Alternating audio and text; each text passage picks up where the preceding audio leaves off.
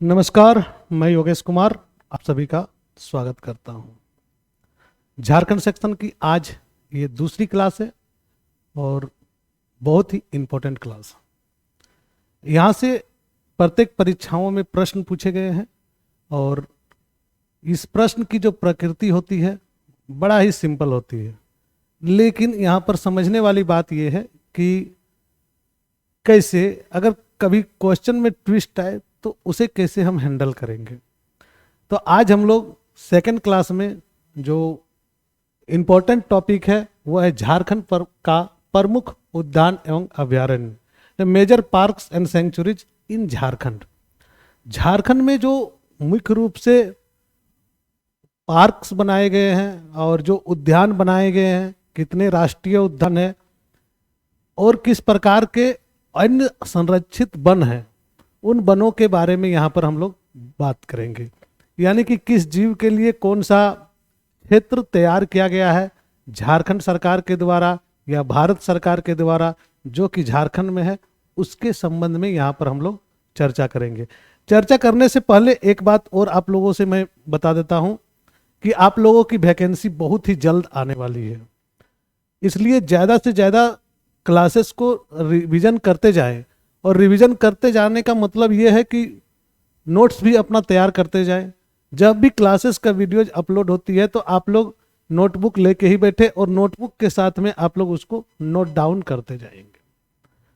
चलिए देखते हैं कि कौन कौन से अभ्यारण्य हैं और कौन कौन से प्रमुख उद्यान हैं। तो यहाँ पर अगर हम सवाल की बात करें तो एक तरह का सवाल बन जाता है कि झारखंड में कुल कितने वन्यजीव अभ्यारण्य और राष्ट्रीय उद्यान को मिला के कुल संख्या कितनी है।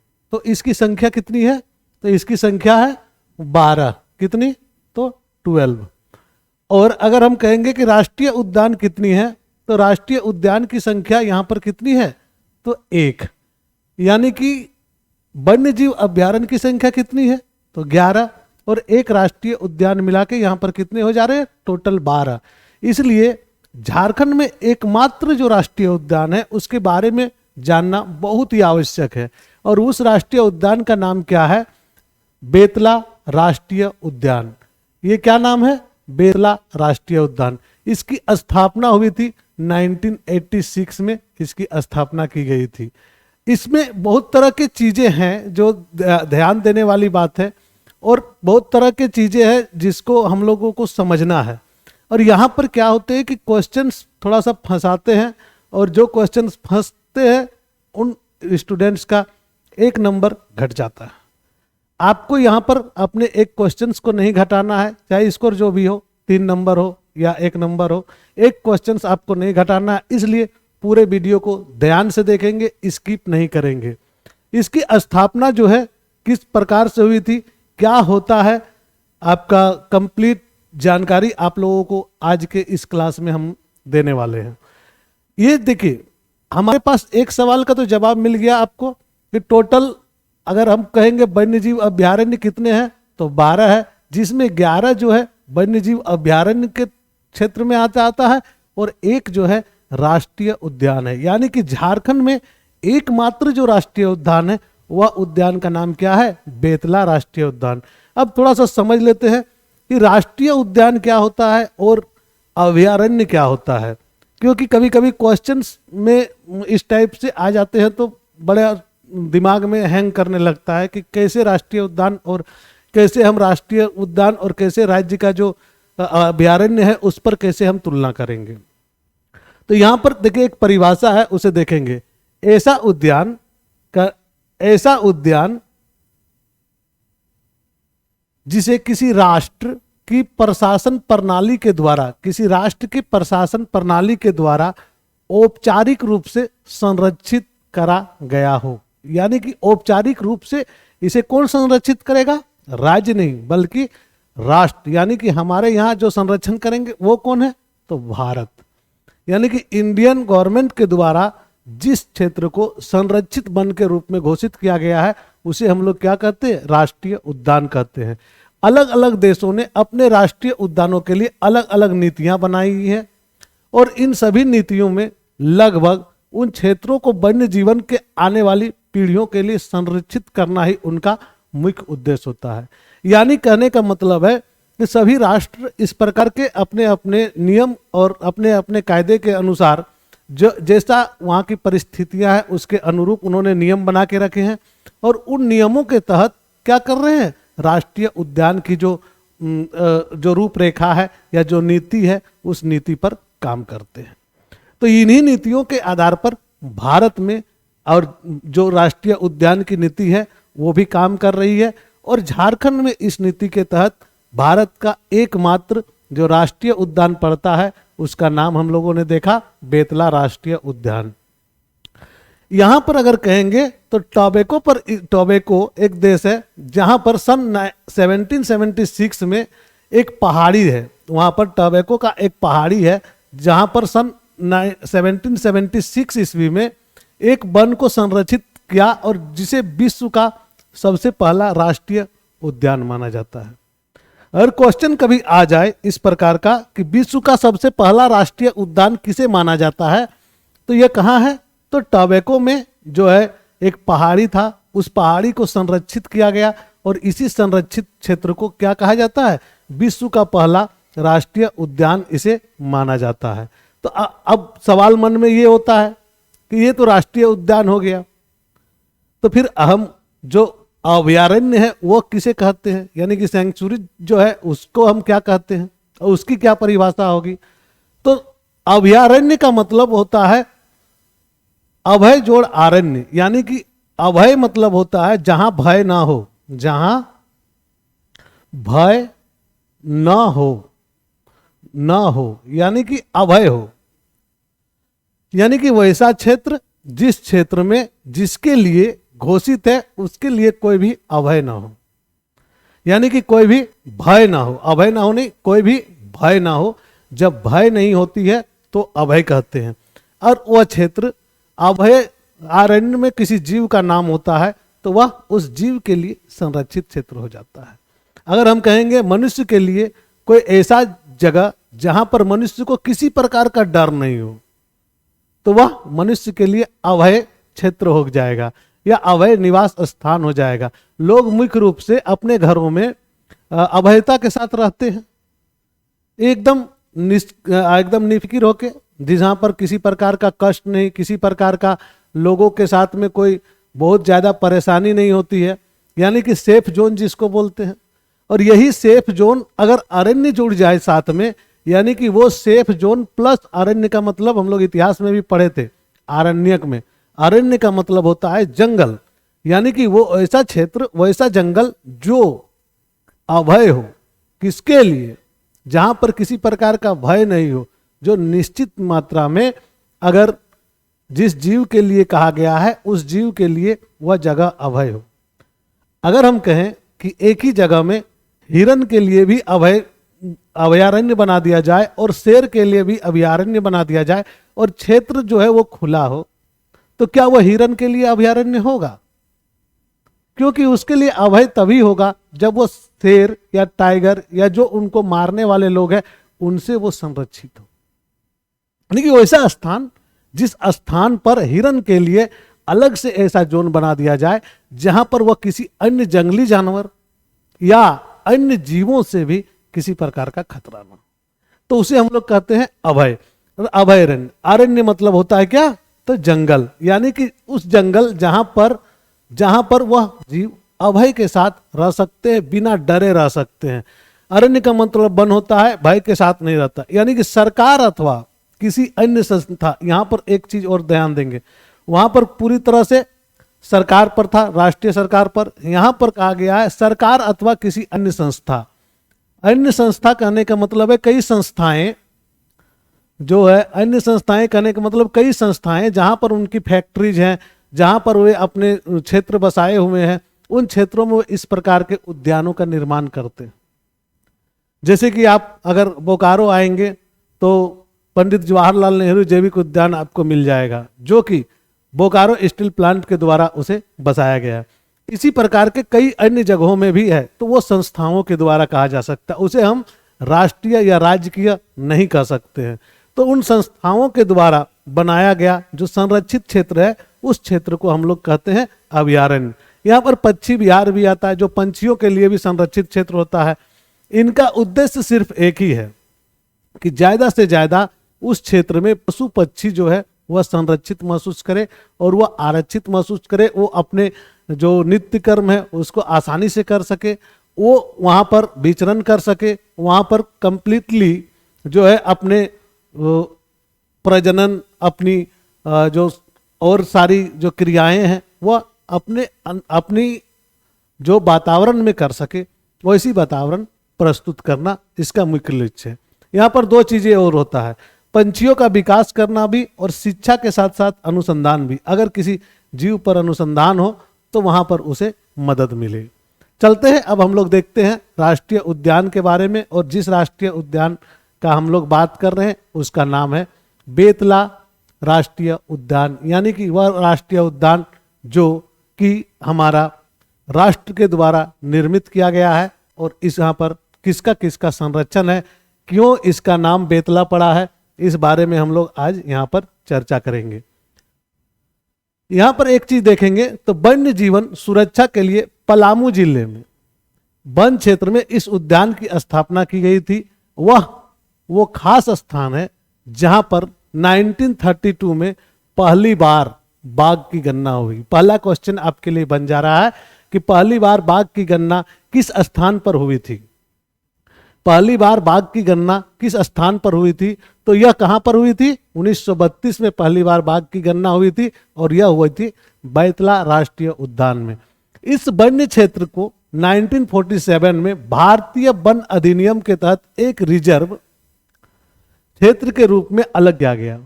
1947 में जब हम लोग आजाद हुए उसी समय इसे एक रिजर्व क्षेत्र घोषित कर दिया गया, जिसके बाद इसे 1973 में एक वन्य जीव अभयारण्य का दर्जा दिया गया। 1976 में क्या किया, वन्य जीव अभयारण्य का दर्जा दिया गया। उसका बेतला उद्यान देश का पहला टाइगर रिजर्व श्रृंखला में भी इसे गिना जाता है। और इस वन्य जीव के महत्व को देखते हुए 1986 में इसे एक राष्ट्रीय उद्यान का दर्जा दिया गया। यानी कि तीन चीजें देखेंगे, 1947 में क्या हुआ, इस वन्य अधिनियम बना। 1973 में क्या हुआ, तो इसे वन्य जीव अभयारण्य का दर्जा मिला। और 1986 में क्या हुआ, इसे राष्ट्रीय उद्यान का दर्जा मिला। यानी कि तीनों साल जो है अलग अलग दर्जा मिला।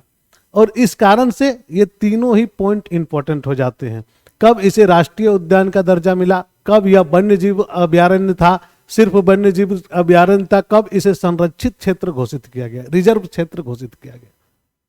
1947 में इसे रिजर्व क्षेत्र घोषित किया गया, 1973 में इसे वन्य जीव अभयारण्य का दर्जा दिया गया और 1986 में इसे क्या कहा गया, पहला राष्ट्रीय उद्यान का दर्जा दिया गया। यह झारखंड का प्रसिद्ध वन्य प्राणी आश्रयनी है। यह राष्ट्रीय उद्यान कहाँ है, तो लातेहार जिले में। कहां पर है अवस्थित, लातेहार जिले में अवस्थित है।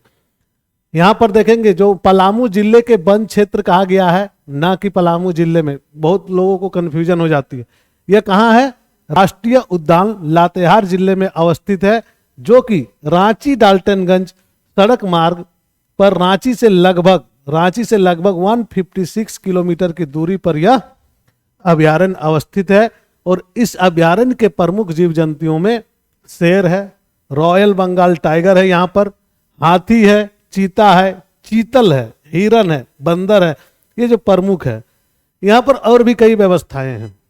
पर्यटकों के लिए ठहरने की व्यवस्था की गई है, उचित तौर पर वहाँ पर आपका निवास स्थान के जैसा किया गया है। आप आराम से रह सकते हैं, टाइगर रिजर्व का आनंद उठा सकते हैं, आप आराम से घूम फिर सकते हैं। खाने के लिए होटल्स है, रेस्ट हाउस है, सारी तरह की व्यवस्थाएं यहाँ पर सरकार द्वारा की गई है। ये सरकार द्वारा संरक्षित है और पूरी तरह से इसे राष्ट्रीय उद्यान का दर्जा 1986 में दे गया।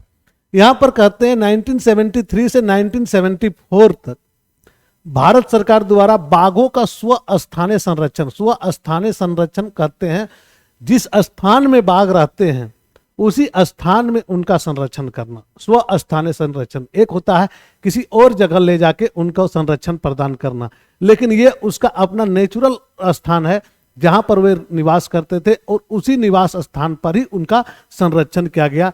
इस कारण से इस समय स्व स्थानीय संरक्षण जो परियोजना है, इसका प्रोजेक्ट जो है शुरुआत की गई है, जिसका एक नाम और भी था, प्रोजेक्ट टाइगर। यह कब स्टार्ट हुआ प्रोजेक्ट टाइगर? 1973 से 74 के बीच में। और इस 1973 से 74 के बीच में यहां पर प्रोजेक्ट टाइगर नाम से एक योजना की शुरुआत की गई। यहां पर बाघों के संरक्षण हेतु पलामू बाघ आरक्ष की स्थापना की गई, जो झारखंड का एकमात्र टाइगर रिजर्व या बाघ आरक्ष क्षेत्र के रूप में जाना जाता है। किस क्षेत्र के रूप में जाना जाता है? तो बाघ आरक्ष क्षेत्र के रूप में जाना जाता है। यह मुख्य रूप से बाघ, शेर, तेंदुआ, जंगली सुअर, चीतल, सांभर और चिंकारा नीलगाय होता है। बेतला जो है, बेतला का पूरा नाम जो है वह एक शॉर्ट फॉर्म है। बेतला जो पूरा नाम है वह एक शॉर्ट फॉर्म है। इसमें क्या है, बीसन का बी लिया गया है, बीसन से बी लिया गया है, एलिफेंट से ई लिया गया है, टी से टाइगर से टी लिया गया है, लियोपोर्ड से एल लिया गया है, एक्सिस से ए लिया गया है। इस प्रकार से इसका पूरा नाम बनता है बेतला। ध्यान रखेंगे इस बात को। Bison, elephant, tiger, leopard and axis, ये जो जीव है, इन जीवों के पहला अक्षर के आधार पर इसका नाम क्या है? बेतला राष्ट्रीय उद्यान पड़ा है। बेतला कभी भी पूछे तो बेतला में सीधा साधी जानेंगे क्या क्या, वो जान लीजिए। बी से बीसन, BISON। उसके बाद है एलिफेंट, ई से ELEPHANT, एलिफेंट अगर नहीं दिख रहा हो वहां तो एलिफेंट। टी से टाइगर, टाइगर के बाद लेपर्ड, और लास्ट में एक्सिस, AXIS, एक्सिस। तो इसी के आधार पर इसका नाम पड़ा क्या? बेतला। और यही है शॉर्ट फॉर्म बेतला के कंप्लीट जानकारी के लिए। नेक्स्ट अभ्यारण्य अब आ जाते हैं झारखंड के, तो वह अभ्यारण्य है पालकोट अभ्यारण्य। क्या नाम है? पालकोट अभ्यारण्य। क्वेश्चंस पूछे जाते हैं और लगातार पूछे जाते हैं, इसलिए एकदम ध्यान से देखेंगे और समझेंगे। पालकोट अभ्यारण्य जो है, यह रांची से पालकोट अभ्यारण्य की दूरी लगभग 120 किलोमीटर है। कितनी किलोमीटर है? तो 120 किलोमीटर के आसपास में आपका पड़ जाता है रांची से पालकोट अभ्यारण्य की दूरी। यह गुमला जिले के चैनपुर वन प्रमंडल के अंतर्गत आता है और पालकोट प्रखंड में है, इसीलिए इसका नाम क्या है? पालकोट अभ्यारण्य। इसकी स्थापना 1909 में ही हो गई थी। 1909 में ही इसकी स्थापना हो गई थी।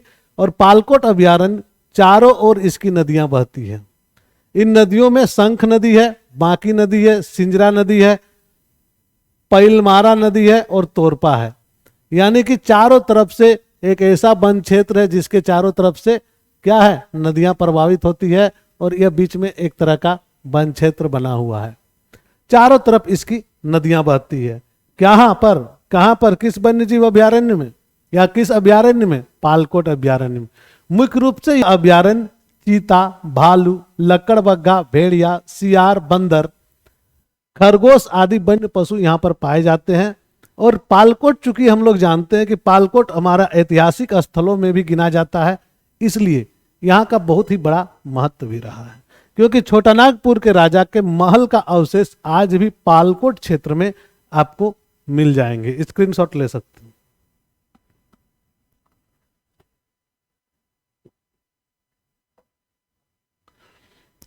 यहाँ छोटानागपुर राजा का जो महल है वह भी आपको मिल जाता है, महल के अवशेष। इस कारण से इसका थोड़ा सा और भी रोल बढ़ जाता है। नेक्स्ट अभ्यारण्य है हजारीबाग अभ्यारण्य। कौन सा? तो हजारीबाग अभ्यारण्य। हजारीबाग अभ्यारण्य कहने का मतलब है हजारीबाग जिले में स्थित वन्य पशु अभ्यारण्य जो रांची पटना मार्ग पर है। कहां पर है? तो रांची पटना मार्ग पर यह अभ्यारण्य है, हजारीबाग अभ्यारण्य। हजारीबाग से लगभग इसकी दूरी कितनी है? तो 22 किलोमीटर इसकी दूरी पड़ती है हजारीबाग से। और यह लगभग 186.25 वर्ग किलोमीटर में यह क्षेत्र फैला हुआ है। इसका क्षेत्रफल कितना है? तो 186.25 वर्ग किलोमीटर। इसकी स्थापना कब हुई थी? तो 1976 में इसकी स्थापना की गई थी। और यहाँ विभिन्न तरह के प्राकृतिक वनस्पति, नेचुरल वेजिटेशन जिसको बोलते हैं, नेचुरल वेजिटेशन और वन्य जीव जंतु यहाँ पर पाए जाते हैं। नेचुरल वेजिटेशन बड़ा ही इंपॉर्टेंट आप लोगों का रोल प्ले करता है आज का डेट में क्वेश्चन आंसर में। और याद रखेंगे कि साइंस एंड टेक्नोलॉजी में आप लोग को नेचुरल वेजिटेशन से बहुत सारे क्वेश्चंस आते हैं। और आज यहाँ चूंकि आ गया ये नेचुरल वेजिटेशन, इसलिए हम लोग प्राकृतिक वनस्पति जिसको कहते हैं, तो हम लोग इस पर भी थोड़ा सा चर्चा करेंगे। और जब क्लासेस आगे बढ़ती जा रही है, ध्यान रखेंगे कि क्लासेस आगे बढ़ते जा रही है, रेगुलर क्लासेस होती जा रही है, और आप लोग ज़्यादा से ज़्यादा संख्या में यहाँ पर आएँ और जुड़ें। कोशिश रहेगी कि आपके एग्जाम के पहले तक सारे टॉपिक वाइज आपके क्लियर हो जाएं। और साथ में इवनिंग सेशन आप लोगों को मिल जाएगा, जहां पर आप जो दिन में पढ़ाए गए हैं उसके क्वेश्चंस आवर भी हो जाएंगे।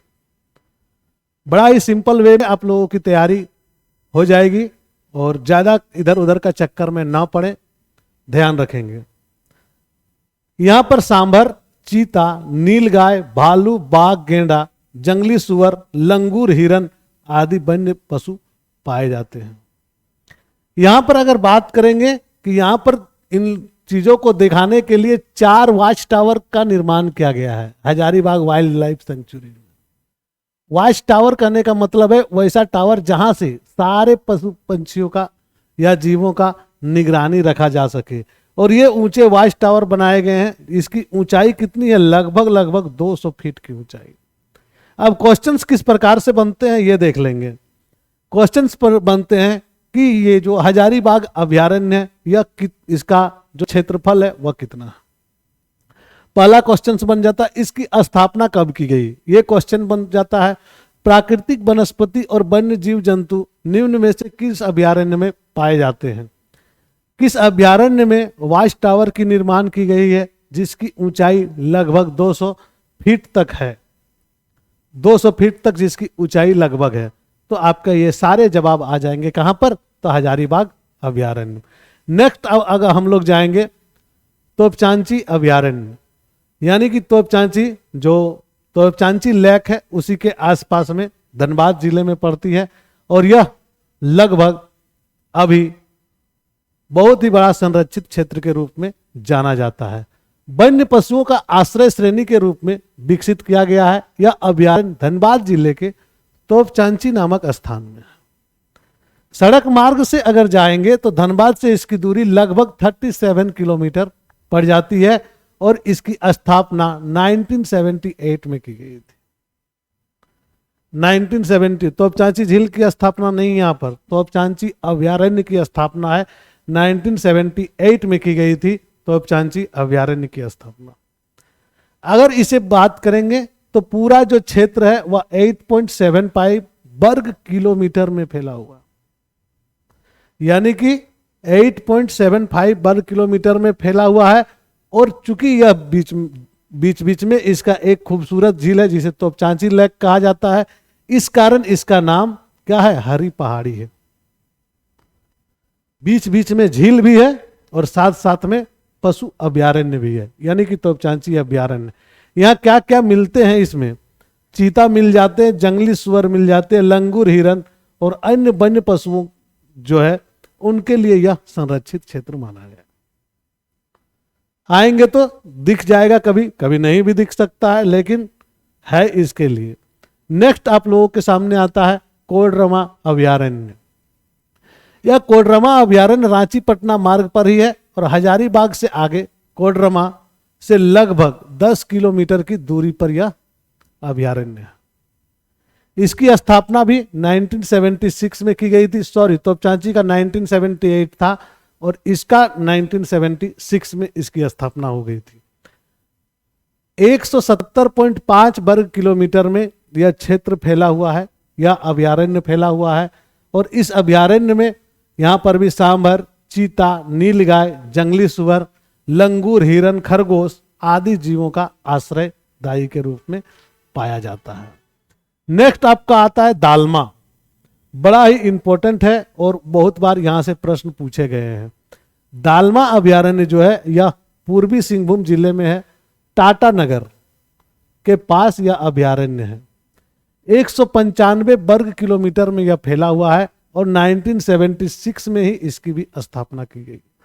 अगर 70s के दशक में देखेंगे या 80s के दशक में, तो आपको लगभग सभी वन्य अभयारण्य के स्थापना आपको उसी आसपास में मिलेगा और थोड़ा थोड़ा सा आप लोगों को अंतर करना होगा। भारत सरकार द्वारा देश का पहला हाथी आरक्षय, पहला हाथियों के लिए संरक्षित क्षेत्र यानी कि हाथी संरक्षित क्षेत्र जिसे घोषित किया गया है वह है कहां, सिंहभूम जिले में। यह अधिसूचना जारी की गई 26/9/2001 में जब झारखंड बना और इसका नाम बदल दिया गया और इसका नाम कर दिया गया दालमा अभयारण्य। यानी कि दालमा अभयारण्य जो है यह अभयारण्य हिरन, बंदर, नीलगाय, हाथी इत्यादि वन्य प्राणियों को यहां पर देखने के लिए आपको मिल जाता है, लेकिन मुख्य रूप से आकर्षण का केंद्र जो है वह क्या है, हाथी, जिसके लिए 26/9/2001 को एक अधिसूचित क्षेत्र के रूप में इसे घोषित कर दिया गया कि यह अधिसूचित क्षेत्र हाथियों के लिए रिजर्व है। और यही दालमा, देखिए हाथी का फोटो दिया हुआ है, यही दालमा जो है वाइल्ड लाइफ सेंचुरी कहां पर है, तो टाटानगर में है और यह पूर्वी सिंहभूम में आपका पड़ जाता है। आगे देखेंगे बिरसा जैविक उद्यान, जो कि बिरसा जैविक उद्यान कहां पर है, आप लोगों का अगर जानकारी होगी तो जो रांची जाते हैं तो उन्हें यह मिल ही जाता है। बिरसा जैविक उद्यान रांची रामगढ़ मार्ग पर है। रांची से लगभग 20 किलोमीटर, हमारे राजधानी क्षेत्र से 20 किलोमीटर और मांझी प्रखंड के अंतर्गत जो गांव का नाम है वह है चकला और इस गांव के निकट स्थित है। वेरी वेरी इंपॉर्टेंट, ध्यान रखेंगे, यह वेरी वेरी इंपॉर्टेंट है। बिरसा जैविक उद्यान कहां पर है, तो रांची रामगढ़ मार्ग पर, रांची से लगभग कितनी दूरी, 20 किलोमीटर की दूरी। कौन सा प्रखंड, तो और मांझी प्रखंड। कौन सा गांव, तो चकला गांव। इसी गांव में 1994 में जिस जैविक उद्यान की स्थापना हुई उसका नाम है बिरसा जैविक उद्यान। यहां पर जीव जंतु हैं, पशु पक्षी हैं, बहुत विशाल क्षेत्र में फैला हुआ क्षेत्र है और यहाँ साल पेड़ों से वन के बीच में यह प्राकृतिक अवस्था में दिखाया गया है। बहुत ज्यादा जंगल क्षेत्र बना हुआ है और बड़ा ही जबरदस्त ये देखने को भी आपको मिलेगा। कभी जाइएगा तो समय रहे तो घुस के देखना जरूरी। नेक्स्ट अगर बात करेंगे हम, तो यहाँ पर और भी कई चीजें हैं जो इंपॉर्टेंट है बिरसा जैविक उद्यान में। क्या इंपॉर्टेंट है तो वह देख लेंगे। तो यहाँ पर विशाल एकड़ में फैले उद्यान जो है भ्रमण करने के लिए पर्यटन विभाग द्वारा इको फ्रेंडली गाड़ी का भी प्रबंध कर दिया गया आपको घूरने के लिए। आप घूरिए फिरिए आराम से, मस्त रहिए। उसके लिए जीव जंतु को देखने का मजा लीजिए। मनोरंजन के लिए बच्चों के लिए नौका विहार का भी यहाँ पर आनंद है। और यहाँ पर ही एक जगह है जो जिसका नाम है मूटा मगर प्रजनन केंद्र। वैज्ञानिकों का देखरेख में यहाँ पर क्या होता है, मगरमच्छ का प्रजनन करवाया जाता है। और यह भी कहां पर है, रुक्का में। रुक्का जगह का नाम क्या है, तो रुक्का। नेक्स्ट नाम आ जाती है आपका बिरसा मृग विहार का। यह भी रांची खूंटी मार्ग में जोड़ा पुल नामक स्थान के नजदीक जो काला माटी है वहां पर बिरसा मृग विहार का स्थापना की गई। कब स्थापना हुई थी इसकी, तो 1982 में ही इसकी स्थापना होगी। और इसकी दूरी कहेंगे कि मुख्य सड़क से, रांची मुख्य सड़क से, तो इसकी दूरी है आपका 20 किलोमीटर और सड़क के किनारे ही है। यहाँ पर मृग विहार के पास ही एक पहाड़ी से नदी निकलती है और उस नदी में बड़ा लोग पिकनिक मनाने के लिए जाते भी हैं। इस नदी पर एक के बाद एक 2 पुल है, इसलिए इसको 2 पुलिया जगह भी कहते हैं। क्या कहते हैं, 2 पुलिया जगह या जोड़ा पुल जगह का नाम से विख्यात है। मृग विहार में विभिन्न प्रकार का हिरणों का आश्रय स्थली के रूप में इसे विकसित किया गया है। किसके रूप में? हिरण की आश्रय स्थली के रूप में इसका विकास हुआ है। किसका? देखिए हिरण का। कहां पर? बिरसा मृग विहार। जैसे नाम तैसे काम कह सकते हैं। नेक्स्ट है आपका उधवा पक्षी अभ्यारण्य। संथाल परगना प्रमंडल में साहिबगंज जिले से लगभग 40 किलोमीटर की दूरी पर यह अभ्यारण्य अवस्थित है। संथाल परगना क्षेत्र में, जो संथाल परगना प्रमंडल है, उसके साहिबगंज जिले में इसकी स्थापना कब हुई थी? 1991 में। और यह 650 वर्ग किलोमीटर में यह क्षेत्र जो है फैला हुआ। 650। यहां पर क्या है? प्रवासी पक्षियों का बड़ा ही आगमन होता है और शरद ऋतु में इन प्रवासी पक्षियों का यहां पर आगमन होने लगता है। पूरे देश के लोग शरद ऋतु में जब पिकनिक मनाने के लिए निकलते हैं तो इस क्षेत्र का भ्रमण इसलिए करते हैं क्योंकि यहाँ बड़े ही मनमोहक पक्षी आपको दिख जाएंगे। कबूतर, चंदुल, बनमुर्गी, खंजन, बुलबुल, नीलकंठ, ये सारे पंछी जो है यहाँ पर होते हैं।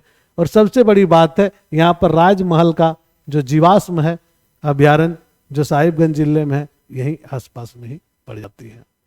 तो कैसा लगा आज का क्लास? आप लोगों से अपेक्षा है कि आप लोग कमेंट के माध्यम से जवाब दें। और पूरा वीडियो देखने के लिए सभी को धन्यवाद। नए हैं तो सब्सक्राइब कर लें और पुराने हैं तो दोस्तों के साथ शेयर करें। ज़्यादा से ज़्यादा संख्या में जुड़ने का कोशिश करें और जोड़ें ताकि जब क्विज कराई जाए तो आपको कंपटीशन महसूस हो। जय हिंद, जय भारत, जोहार।